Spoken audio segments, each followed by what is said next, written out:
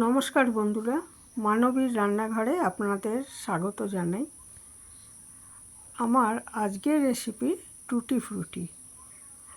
আমরা সবাই জানি যে কেক, আইসক্রিম এবং বিভিন্ন ডেজার্টের স্বাদ আর সৌন্দর্য বাড়ানোর জন্য টুটি ফ্রুটি ব্যবহার হয়।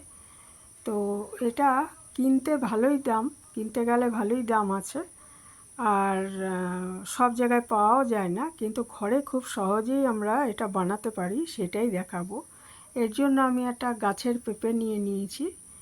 পেঁপেটা পুরোটা আমার লাগবে না, আমি অল্প করেই করেছি, অর্ধেকের একটু কম নিয়েছি। পেঁপেটা খুব বড় ছিল, সেটা আগে কেটে নিলাম। নিয়ে এই যে ভেতরের অংশ, আমি আর কাটাটা দেখাইনি, এই যে ভেতরের অংশটা আর সবুজ বাইরে খোসাটা খুব ভালো মতো ছাড়িয়ে নিতে হবে।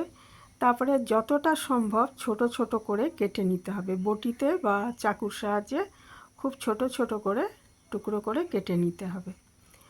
তারপরে এটা আমি জলে দিয়ে রেখেছিলাম, কারণ পেঁপেতে কিন্তু বেশ আঠার মতো আঠা আছে আর কি, আর এটা একদম টাটকা তো সদ্য পাড়া, সেই জন্য আটাটা আরও বেশি। তো এটা আমি 2-3 বার ধুয়ে নিচ্ছি। ধুয়ে একটা কড়াইতে নিয়ে নিলাম, ছেঁকে নিয়ে তারপরে এর মধ্যে আমি 1.5 গ্লাস জল দিয়ে এটা 5-6 মিনিট আগে সেদ্ধ করে নেব। বেশি সেদ্ধ করব না, 5 থেকে 7 মিনিট, যাতে 50% সেদ্ধ হয়ে যায়। হ্যাঁ, পুরোটা সেদ্ধ কিন্তু করব না। তারপর সেদ্ধ হয়ে যাওয়ার পর এটা মানে মিডিয়াম আঁচেই আমি সেদ্ধটা করেছি। সেদ্ধটা হয়ে যাওয়ার পর এটা ছেঁকে নিতে হবে, জলটা ছেঁকে তুলে নিতে হবে। 5 থেকে 7 মিনিট ফোটাবো, বেশি নয়। মিডিয়াম আঁচেই সেদ্ধ করে নিচ্ছি। দেখুন একদম এটা হয়েই গেছে, প্রায় 6-7 মিনিট। তারপরে এটাকে আমি ছেঁকে একটা পাত্রে নিয়ে নিচ্ছি।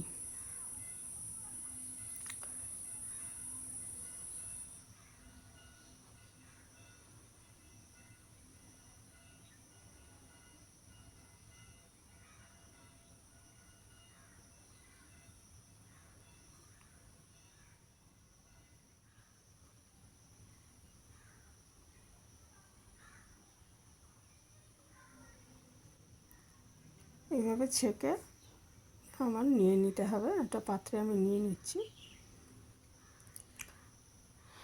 এরপরে একটা কড়াইতে আমি 1 কাপ চিনি, মানে আমি যতটা পরিমাণ করব সে অনুযায়ী আমাকে নিতে হবে। যদি পরিমাণে বেশি করি তাহলে 1.5 কাপ বা 2 কাপ চিনি দিতে হবে এবং সম পরিমাণ জল দিতে হবে। আমি কম করেছি পরিমাণে, সেই জন্য 1 কাপ চিনি আর 1 কাপ জল দিয়ে নিলাম। নিয়ে এটা আমি আগে ভালো মতো ফোটাবো, যাতে চিনিটা সম্পূর্ণরূপে গলে যায়। তারপর ওই 50% সেদ্ধ হওয়া পেঁপের টুকরোগুলো দিয়ে আমি প্রায় 20 মিনিট সেদ্ধ করে নেব। এটা চিনির মধ্যে, চিনির জলটার মধ্যে চিনিটা গলে গেছে, এবার এর মধ্যে সেদ্ধ পেঁপেগুলো দিয়ে প্রায় 20 মিনিট মতো এটাকে জাল দিয়ে নিতে হবে। মিডিয়াম আঁচেই জালটা দেবেন। তাহলে কি হবে না, যে মানে জলটা কিন্তু একদম প্রায় শুকিয়ে যাবে আর কি, সেটা দেখে নেবেন, আর মাঝে মাঝে একটু নেড়ে দেবেন।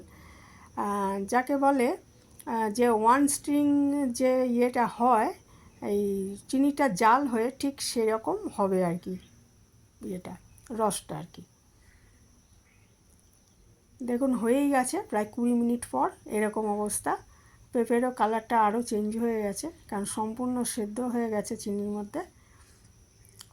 এইবারে এটাকে আমি বন্ধ করে, আর গ্যাসটাকে বন্ধ করে আমি 3টে জায়গায় এটা ভাগ করে নিয়ে নেব এবং ফুড কালার আমি মেশাবো 3 রকমের। আপনারা ইচ্ছে করলে প্রাকৃতিক কালার যদি তৈরি করতে পারেন সেটাও দিতে পারেন। আমি কেমিক্যালি দিয়েছি, কেনা একটু ভালো কোম্পানির কেমিক্যাল কালার দিয়েছি। ন্যাচারাল যদি ব্যবহার করতে পারেন সেটা খুবই ভালো। দিয়ে দিলাম লেমন ইয়েলো কালার, এটায় আরেকটা দিচ্ছি আমি গ্রিন কালার, 2-3 ফোঁটা দেব, 3 ফোঁটা দিয়েছি। আর একটু রেড কালার, এটা টমেটো রেড কালার, যে কোনো রেড কালার আর কি দিতে পারেন। দিয়ে এটা আমি মাখিয়ে দিচ্ছি আর কি কালারটা সম্পূর্ণটার মধ্যে।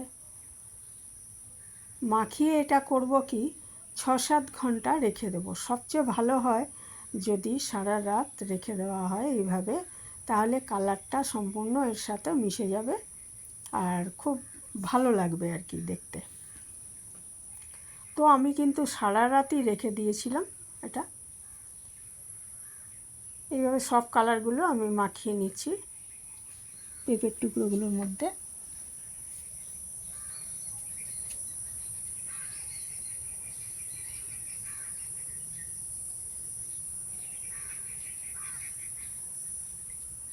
দেখুন মাখিয়ে দিয়েছি।